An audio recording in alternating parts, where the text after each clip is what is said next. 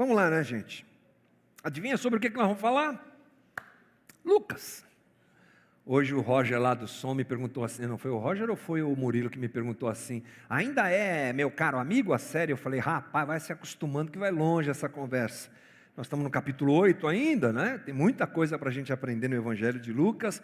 Recapitulando, lembrando, sintonizando você que está chegando agora, que nunca nos escutou nessa conversa, estamos lendo o Evangelho de Lucas com a seguinte ideia: o que é que Lucas quis dizer quando escreveu essas coisas para quem que Lucas escreveu, gente? Aí, tinha que ser um coral, né? Teófilo, porque todo domingo a gente fala aqui. Teófilo é o nome da pessoa que recebe esse relato de Lucas, que é feito com muito detalhe e tudo mais. Nós já falamos bastante disso aqui, mas eu gosto sempre de lembrar o aspecto geral da nossa série, não é? O que é que Lucas quis dizer com o que disse? Qual é a tônica da narrativa de Lucas? O que ele está destacando? E também lembro que nossa leitura tem sido corrida, capítulo a capítulo, versículo a versículo, trecho a trecho, nunca esquecendo do que vem antes, para construir a ideia que nós estamos trazendo hoje. Olhamos para trás, porque o texto ele tem uma sequência, e nessa sequência nós percebemos melhor o que Lucas quer dizer com o que ele escreveu. É o caso de hoje. Vamos nos lembrar que Jesus está andando por Israel, andando pela Galileia, andando por Cafarnaum, andando por Gadara, cidades ali da região, em Israel, no lugar onde Jesus desenvolveu sua vida e seu ministério. E ele está fazendo o quê? Implantando o reino de Deus, anunciando o reino de Deus e anunciando que ele é o Messias. Anunciando que aquele que é prometido no Antigo Testamento chegou. Esse anúncio de Jesus não é muito bem recebido pelos judeus, e a gente não pode nem muito culpá-los, porque Jesus vem numa forma muito diferente do que eles esperavam.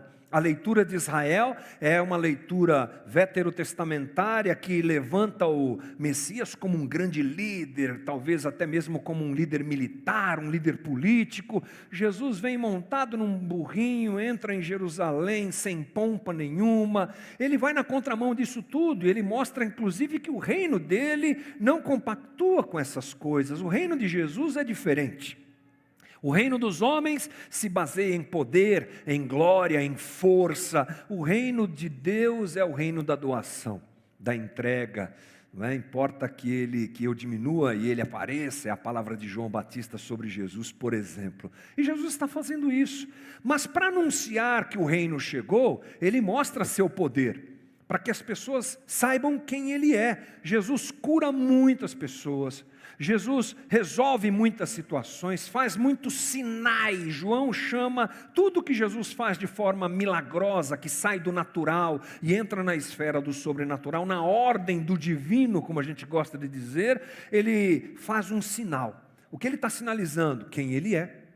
Eu sou o Messias, está vendo? Por isso que eu curo, por isso que eu faço essas coisas todas. É isso que ele está querendo dizer. As pessoas precisam enxergar isso. Claro que é uma ação de misericórdia para quem é beneficiado por aquilo, mas prioritariamente Jesus está dizendo: eu sou aquele que está prometido, eu sou o Messias, e o meu reino é assim. Tudo que Jesus faz tem a ver com isso. Nós, semana passada, entramos num momento interessante em que Jesus sai de Cafarnaum, vai para Gadara, uma cidade que está do outro lado do mar da Galileia, do lago de Genezaré, que é a mesma coisa, e Jesus, no meio do caminho, junto com seus discípulos, enfrenta uma tempestade, a tempestade deixa os discípulos com medo, Jesus acalma a tempestade. Lembra disso? Muito bem. Se não lembra, escute a conversa da semana passada. E aí Jesus chega em Gadara, ele acalma a tempestade, né? Chega em Gadara, ele liberta um homem que está possesso por uma legião de demônios, é uma coisa muito séria, e depois ele é rejeitado pelos moradores daquela cidade, e ele volta. Muito bem, guarde essa sequência na sua cabeça, porque ela continua. A ideia que nós temos é de que Lucas está emendando os textos, e a fala de Lucas deve ser percebida na continuidade. Por isso a gente chega agora no capítulo 8, versículo 42, e a minha proposta é que você não esqueça desses acontecimentos, e some a esses acontecimentos o que a gente vai ler agora e vai entender agora. Lucas 8, 42 diz assim: enquanto ele ia, as multidões o apertavam. Certa mulher que havia 12 anos vinha sofrendo de uma hemorragia, e a quem ninguém tinha podido curar, e que gastara com os médicos todos os seus haveres, veio por trás dele e lhe tocou na orla da veste, e logo se lhe estancou a hemorragia. Mas Jesus disse: quem me tocou? Como se todos negassem, Pedro com seus companheiros disse: mestre, as multidões te apertam e te oprimem, e dizes: quem me tocou? Contudo Jesus insistiu: alguém me tocou, porque senti que de mim saiu o poder. Vendo a mulher que não podia ocultar-se, aproximou-se trêmula e, prostrando-se diante dele, declarou à vista de todo o povo a causa porque lhe havia tocado, e como imediatamente fora curada. Então lhe disse: filha, a tua fé te salvou, vai-te em paz. Falava ele ainda quando veio uma pessoa da casa do chefe da sinagoga dizendo: tua filha já está morta, não incomodes mais o mestre. Mas Jesus, ouvindo isso, lhe disse: não temas, crê somente e ela será salva. Tendo chegado a casa, ninguém permitiu que entrasse com ele, senão Pedro, João e Tiago, e bem assim o pai da menina. E todos choravam e pranteavam, mas ele disse: não chores, ela não está morta, mas dorme. E riram-se dele, porque sabiam que ela estava morta. Entretanto, ele tomando-a pela mão, disse-lhe em voz alta: menina, levanta-te. Voltou-lhe o espírito, ela imediatamente se levantou, e ele mandou que lhe dessem de comer. Seus pais ficaram maravilhados, mas ele lhes advertiu que a ninguém contassem o que havia acontecido. Muito bem, nós temos agora duas histórias interligadas e que vêm na sequência daquilo que nós já dissemos aqui. Jesus acalma a tempestade, Jesus liberta o endemoniado gadareno, e Jesus é rejeitado por aqueles homens lá de Gadara que mandam Jesus embora. Quando Jesus desembarca, uma grande multidão vem atrás dele, e um chefe da sinagoga, um homem que cuidava da liturgia do dia a dia da sinagoga, chamado Jairo, vem até Jesus e implora por sua filha que está enferma. É uma sequência só, gente, é assim que nós devemos ler esse texto. Nunca desprezando o que vem antes, mas entendendo qual é a ideia de Lucas em transmitir essa narrativa. Muito bem, Jesus começa a andar com esse homem em direção à sua casa. Ele é interpelado por uma situação, porque a multidão era muito grande, o pessoal apertava Jesus, ele sente que dele saiu o poder, uma coisa muito sobrenatural mesmo, muito diferente, e ele se vê diante de uma mulher que está ali tremendo por conta disso, vítima de uma hemorragia que acompanhava há 12 anos a vida dela, e ela é curada por aquela situação toda. A história não é muito diferente do que você já leu e conhece muito bem. Portanto, o que nós temos aqui é uma sequência que é a seguinte: Jesus acalma a tempestade, expulsa demônios, é rejeitado pelos gadarenos, cura a mulher e ressuscita a filha de Jairo. É uma sequência só. Olhando para esta sequência, nós já observamos algumas coisas semana passada, mas vamos tentar ampliar nosso entendimento e perceber que Lucas está dizendo algumas coisas muito importantes para Teófilo e para nós. A primeira delas, que eu acho relevante demais destacar, é que Jesus ele tem poder sobre as doenças e sobre a morte. A partir desse momento em que Jesus se coloca diante de uma mulher hemorrágica e ela é curada por tocá-lo, e ele vai até a casa de Jairo e ressuscita sua filha, nós vemos Lucas deixando muito claro qual é o poder de Jesus, qual é a sua capacidade. Lembre-se, Jesus para uma tempestade, isso deixa os discípulos de Jesus com mais medo dele do que da tempestade. Tamanha foi a manifestação de poder de Jesus, a ponto deles dizerem: quem é esse que até o vento e o mar lhe obedecem. Era a ligação clara com o Deus do Antigo Testamento que fazia sinais desse tipo no controle da natureza. Depois Jesus chega lá e um endemoniado cheio mesmo de demônios, uma legião de demônios, nem sequer Jesus gasta tempo com ele. É uma coisa impressionante, eles temem Jesus.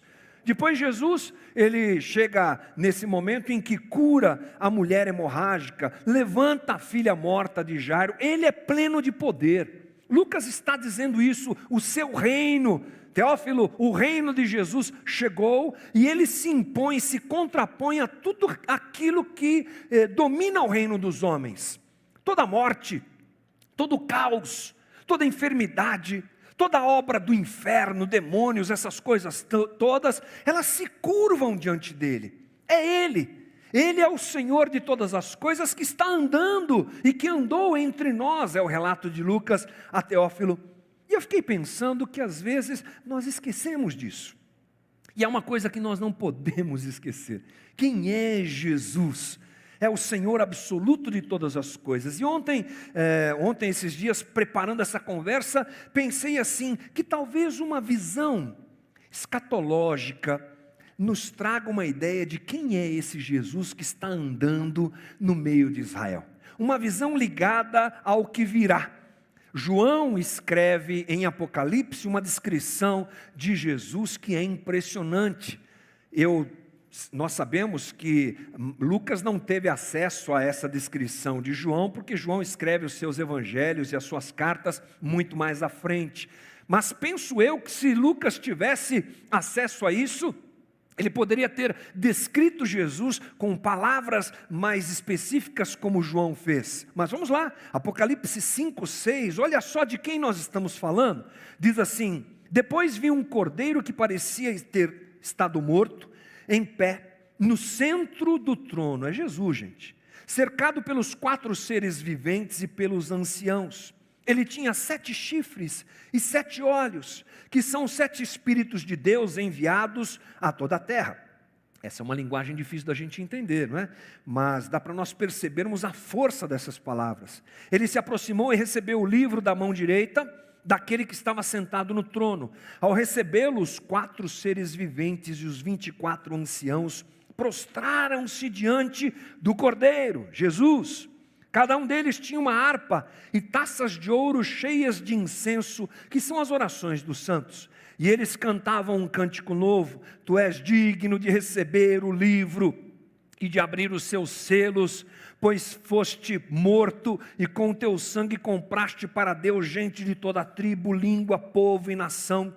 Tu os constituíste reino e sacerdote para o nosso Deus, e eles reinarão sobre a terra. Então olhei e ouvi a voz de muitos anjos, milhares de milhares e milhões de milhões. Eles rodeavam o trono, bem como os seres viventes e os anciãos, e cantavam em alta voz: digno é o Cordeiro, que foi morto, de receber poder, riqueza, sabedoria, força, honra e glória, glória e louvor. Depois ouvi todas as criaturas existentes no céu, na terra, debaixo da terra e no mar, e tudo que há neles, que diziam: aquele que está sentado no trono e ao Cordeiro sejam o louvor, a honra e a glória e o poder para todos sempre. Os 4 seres viventes disseram amém, e os anciãos prostraram-se e o adoraram. É desse que Lucas está falando. É desse que tem todo o poder nas suas mãos. É desse que lá na frente, na parúzia, quando ele voltar, tudo isso aqui acontecerá. Todo ser debaixo dos céus e da terra, todos se prostrarão diante dele, todo joelho se dobrará e toda língua confessará que Jesus é o Senhor. É esse que se apresenta como Cordeiro. Nós gostamos de ter uma ideia de Jesus como o leão da tribo de Judá, e é mesmo, mas ele se apresenta muito mais como Cordeiro. Ele se apresenta muito mais como aquele que é tudo, em que todos estão inseridos e dependem dele, como alguém que se entrega, como aquele que se entrega como Cordeiro. É disso que Lucas também está falando para Teófilo. Olha só quem está andando aqui, Teófilo. Olha só com quem nós vimos e o que nós vimos. Esse é o relato de Lucas. Essa identidade que é mostrada por Jesus fazendo esses sinais tem como objetivo convencer os homens. Olha, eu sou todo poderoso. Eu domino as tempestades, os mares, os demônios, as doenças, a morte. Mas daqui a pouco eu vou para aquela cruz e vou me entregar pela humanidade. É isso que Lucas está mostrando também para Teófilo. A segunda coisa que eu acho interessante nós frisarmos é que Jesus, o reino de Jesus e o próprio Cristo, ele não se impõe a corações endurecidos. O Deus encarnado, esse aí que nós pensamos um pouquinho sobre ele agora, o Todo-Poderoso, se apresenta a corações que o recebem e se manifesta a corações onde a sua semente cai em terra fértil. Não é interessante isso? Jesus mostra tanto poder, tanta glória, tem tanta capacidade, mas quando dizem para ele, vai embora, ele vai. Foi assim que aconteceu lá em Gadara. Jesus, quando é rejeitado, ele não usa seu poder tipo assim, você quer que eu vou embora? Espera aí, rapaz. Aí o cara fica apaixonado por Jesus assim, né? Alguma coisa do tipo Cupido, né? Jesus não é Cupido de corações. Jesus é todo poderoso, mas a sua forma de interação com o ser humano é graciosa. O seu poder é mostrado e apresentado através dos feitos que ele realizou para mostrar a sua identidade, mas ele quer ser recebido. Lembre-se que antes do capítulo 8, um pouco antes, nós estudamos juntos aqui aos domingos também a parábola da semente. E ele mesmo explica como é que é o reino é assim, é como uma semente que cai, às vezes ela cai em terra cheia de pedras, às vezes ela cai em terra cheia de espinhos, no meio dos espinhos, às vezes ela cai em terra boa. Se cai em terra boa, que é o coração humano aberto a Jesus, o reino cresce, o reino acontece, o reino se torna verdade. E o interessante é que nessa narrativa, depois de ser rejeitado pelos gadarenos, que ele volta para Cafarnaum, uma multidão de gente o recebe, e é o tema de hoje, é essa conversa de hoje, e ali tem gente de coração aberto. A mulher que toca a veste de Jesus com o coração escancarado, crendo que ele poderia curá-la. O Jairo que vence, que deixa para trás toda a religião de Israel como líder de uma sinagoga e que vai até eles. Enfim, gente de coração aberto. Jesus não muda corações pelo poder, mas pelo amor. E se antes, lá em Gadara, houve rejeição, e aqueles homens que estavam mais preocupados com o dinheiro que os porcos traziam a eles do que a libertação do endemoniado, o rejeitaram, agora ele chega no meio de gente com o coração aberto, que crê, que o identifica como um profeta pelo menos, e que abre seu coração a Jesus. Essa é uma segunda coisa importante para a gente pensar. Jesus é todo poderoso, mas ele não violenta, não agride, não toma por força o coração de ninguém. A expectativa é que a gente se dobre a ele e se entregue a ele. Mas uma outra coisa que me chama a atenção é o ambiente onde tudo isso acontece. Quando a gente passa o olho na leitura bíblica, geralmente essas coisas elas passam sem a gente perceber. Mas sabe o que Lucas destaca? Que o ambiente onde Jesus se apresenta, o ambiente onde ele se comunica e se conecta com as pessoas é o ambiente do medo. O medo está presente na narrativa de Lucas, desde o momento em que os discípulos sobem num barco até agora. Quero mostrar isso para você, para a gente pensar junto. O medo está presente na narrativa de Lucas. Olha só, na tempestade. Lucas 8, 24, chegando-se a ele, despertaram-no dizendo, mestre, mestre, estamos perecendo. O que é isso aqui, gente? Medo, desespero. Lá em Gadara, onde ele expulsa a legião de demônios daquele homem. Todo o povo da circunvizinhança dos Gadarenos, Gerazenos, rogou-lhe que se retirasse deles, pois estavam possuídos de grande medo. A narrativa vem construída em cima desse ambiente de medo. E agora, dois personagens novos nos são apresentados. A mulher do fluxo hemorrágico, aquela que tem essa hemorragia há 12 anos e não tem cura de jeito nenhum. E Jairo, que está cheio de medo porque a sua filha está prestes a morrer. Gente como a gente, interessante, gente como nós, vivendo num ambiente de dor, vivendo num ambiente de medo, que é o ambiente da existência humana. A mulher do fluxo sanguíneo, nós temos ali claramente a descrição do medo que estava no coração dela. Versículo 47. Vendo a mulher que não podia ocultar-se, aproximou-se trêmula, e prostrando-se diante dele, declarou à vista de todo o povo a causa porque ele havia tocado e como imediatamente fora curado. A mulher estava trêmula de tanto medo. Jairo, lá no capítulo 8, versículo 50, mas Jesus, ouvindo isso, lhe disse: não temas, crê somente e ela será salva. O que acontece então, gente, Lucas quer deixar claro para Teófilo e para nós, é que o reino de Jesus se apresenta no meio do reino dos homens, onde o medo é constante. Vamos destacar um pouquinho a situação desses dois personagens agora. E quando digo personagens, não é personagem fictício, é gente como a gente já disse, mas a gente usa esse termo para nos referir àquilo que o texto mostra. Dois personagens, a mulher completamente cheia de medo e Jairo, ambos diante da impossibilidade. A impossibilidade era a realidade de cada um. A mulher já havia gasto tudo, já havia feito todo tipo de investimento necessário, perdeu tudo que tinha para se livrar de uma doença hemorrágica que a fazia ser colocada de lado pela religião, pela família. Era uma coisa muito séria a situação daquela mulher. E ela está diante de Jesus cheia de medo. Jairo está com medo de perder a sua filha. Jesus encontra aqueles dois nesse ambiente, como ele faz conosco. Jesus encontra cada um de nós nesse ambiente de medo. É aqui, é agora que Jesus se encontra com a gente. Aquele que é todo poderoso, aquele que domina tempestades, aquele que cura, aquele que ressuscita, ele anda entre nós, como ele andou entre aqueles que estavam lá em Israel. Ele anda conosco, anda entre nós.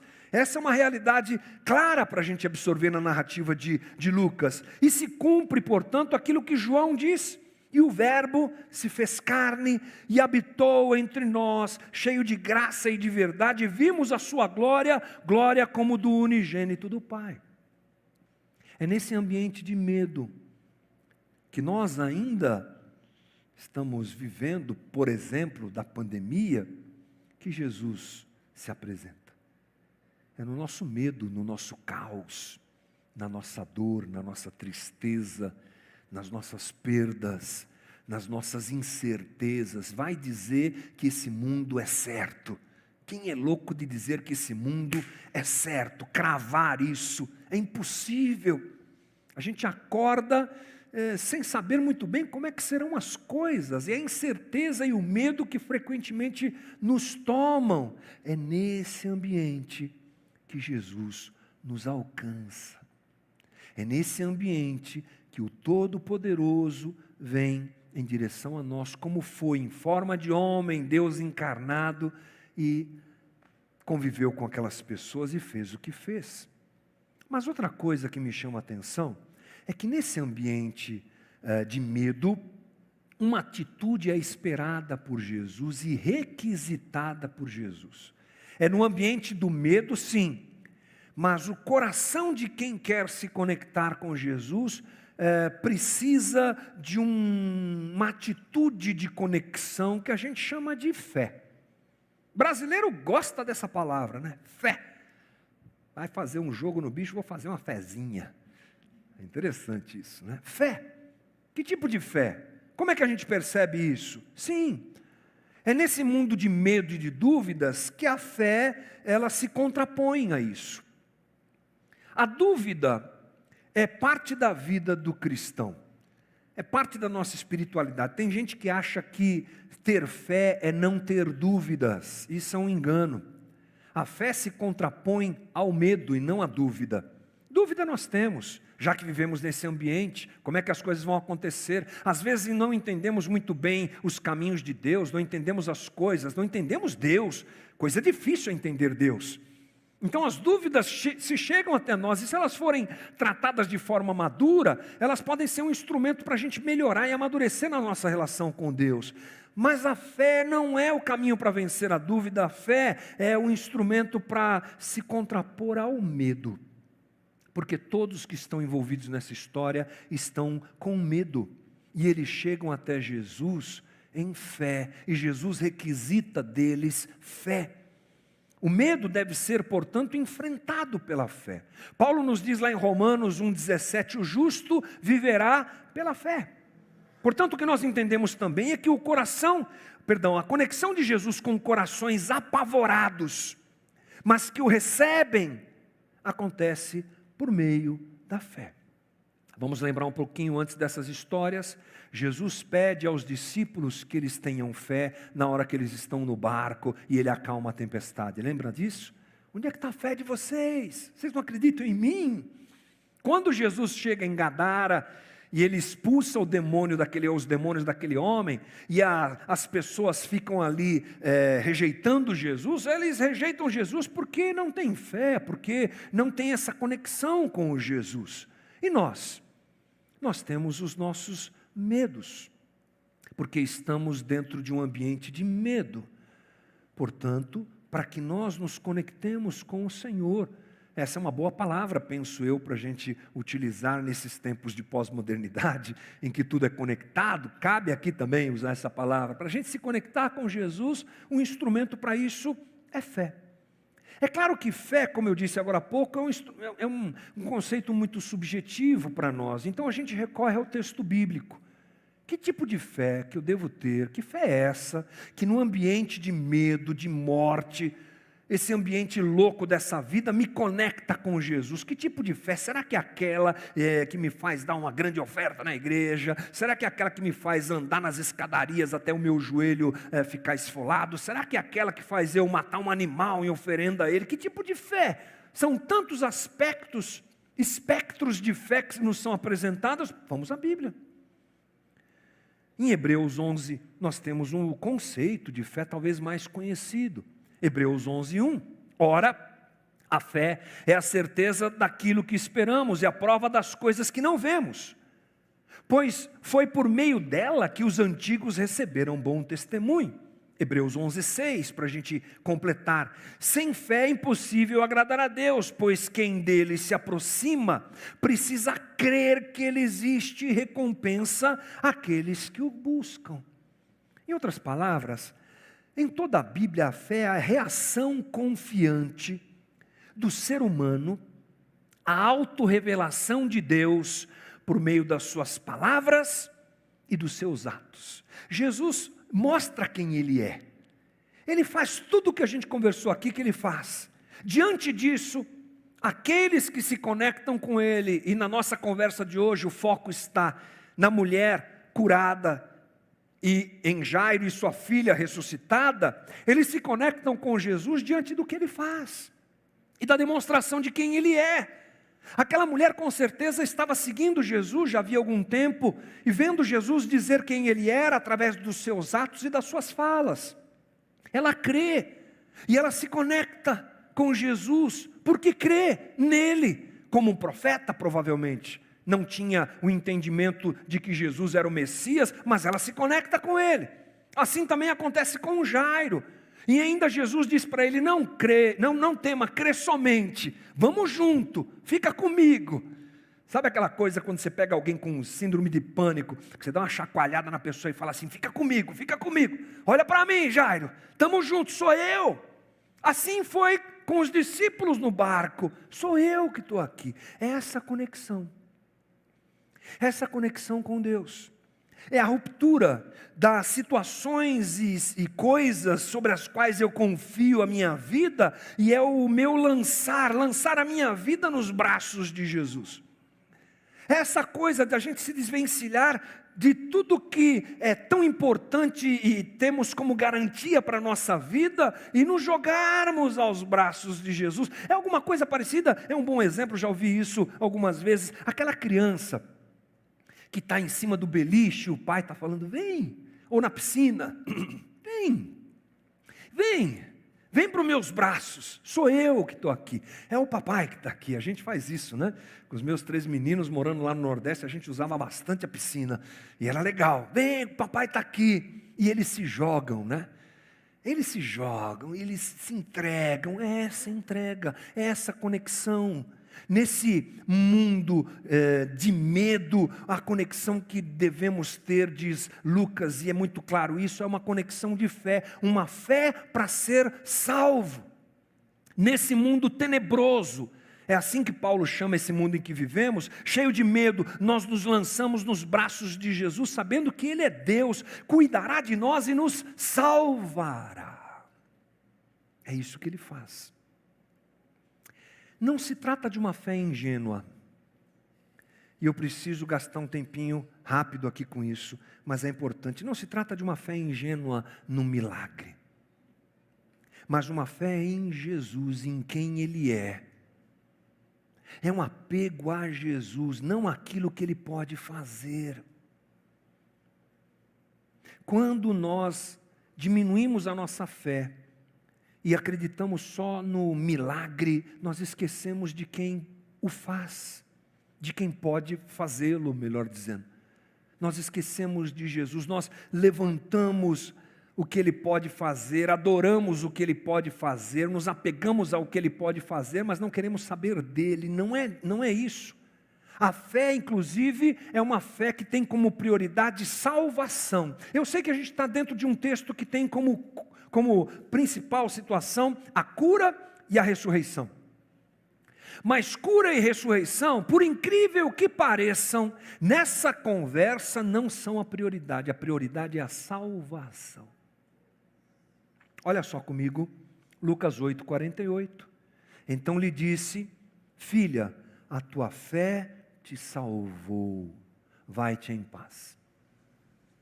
Lucas 8:50, mas Jesus ouvindo isso, lhe disse, não temas, crê somente e ela será salva. Interessante que algumas Bíblias apresentam a palavra cura. A tua fé te curou, algumas versões. Ou ela será curada. Mas a palavra grega usada por Lucas não é terapeu. Terapeu é curar. É a palavra grega, curar. Lucas usa a palavra sozo, que é salvar. Jesus não ressalta a cura da mulher, mas a salvação dela. Jesus não diz que a filha de Jairo será curada, mas que ela será salva. Eu sei que ambos procuram cura. Eu sei. Eles estão lá por isso. Toda a multidão que está ali ao redor de Jesus tem isso como alvo, mas a chegada do reino de Deus tem a ver com salvação. Porque salvação é uma cura muito além da cura física. E na nossa conexão de fé com Jesus, é isso que nós também precisamos priorizar e entender. O poder que saía de Jesus curava, mas a prioridade, não tenha dúvida nenhuma, era salvação. Aí você deve estar pensando, lá vem ele colocar um balde de água fria na história, estava tão bom. Já sei que ia sair curado daqui hoje, que ia levar cura para minha casa, receba, receba, receba. Não vai ter nada disso aqui não, irmão. Porque o texto bíblico não ensina isso. A prioridade de Jesus é a salvação. Eu sei que dói, irmão. Eu sei que viver nesse mundo caído dói.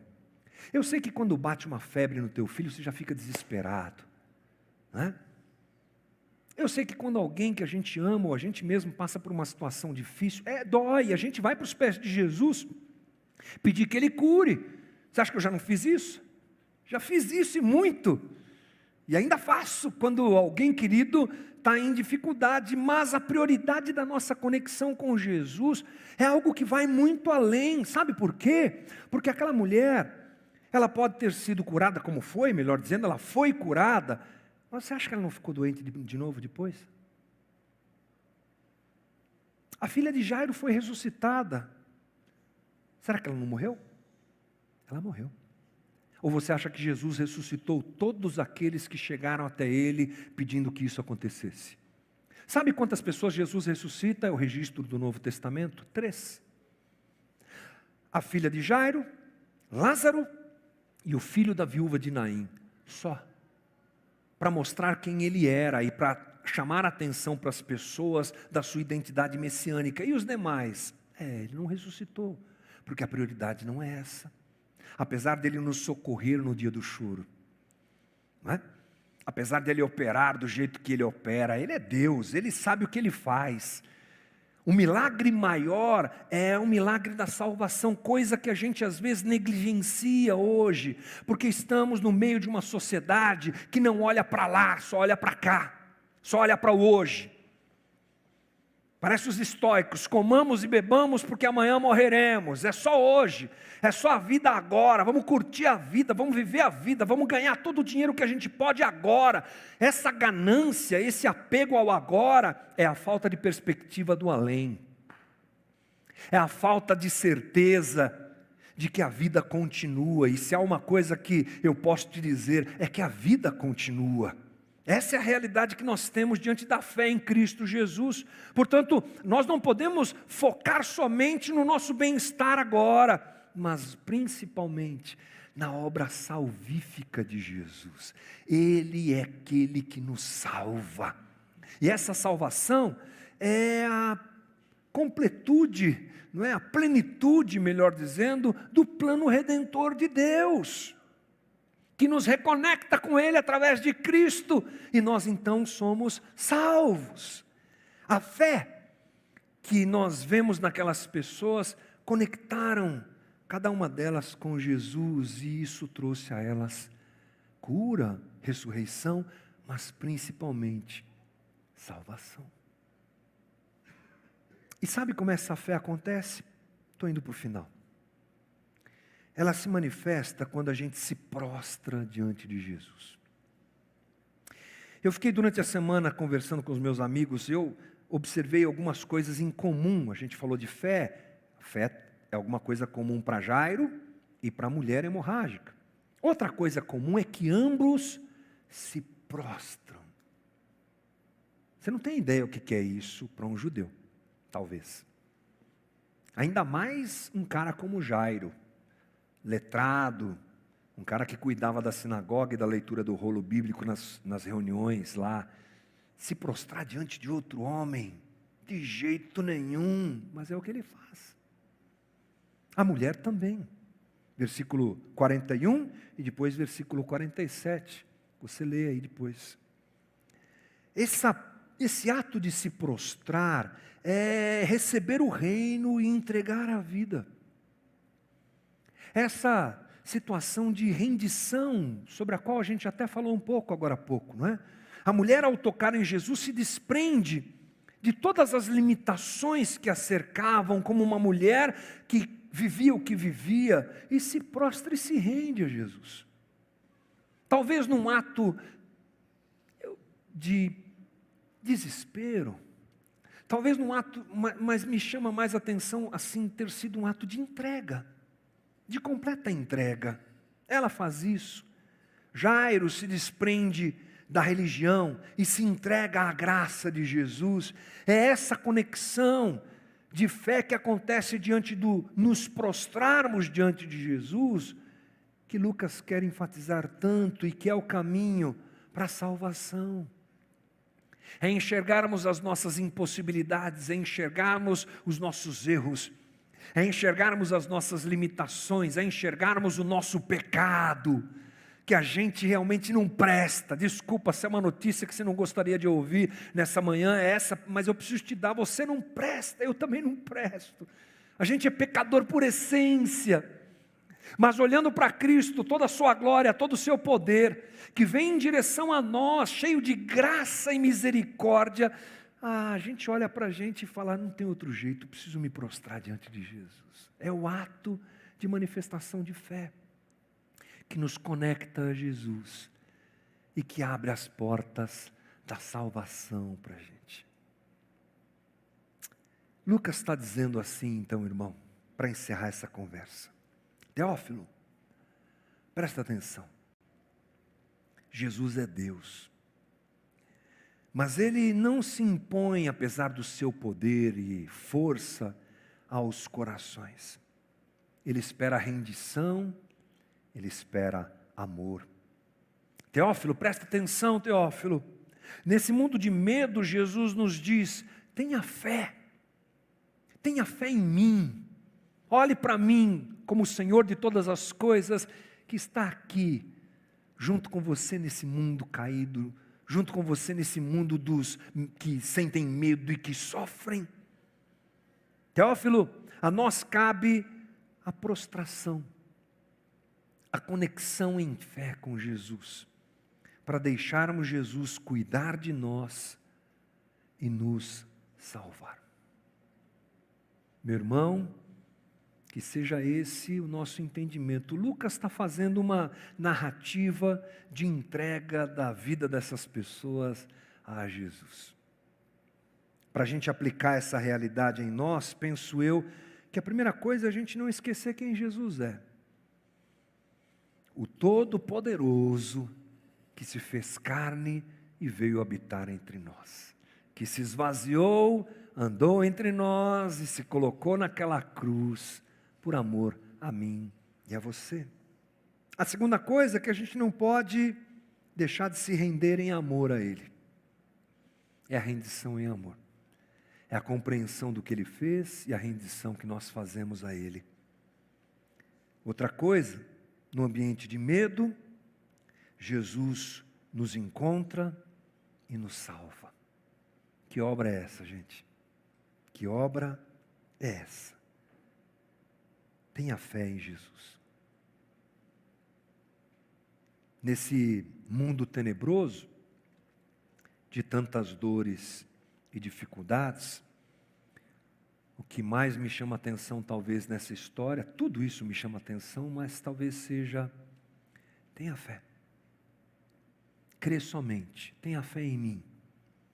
É Jesus nos convidando a conhecê-lo mais, a nos conectarmos com Ele, Senhor de todas as coisas, que se dispõe a nos abraçar e nos salvar nesse mundo tenebroso. Feche os teus olhos um pouquinho, por favor. Vamos orar.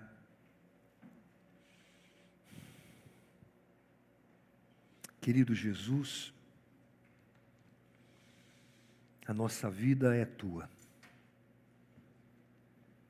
Que bom poder falar dessas coisas, ouvir essas coisas, meditar sobre essas coisas.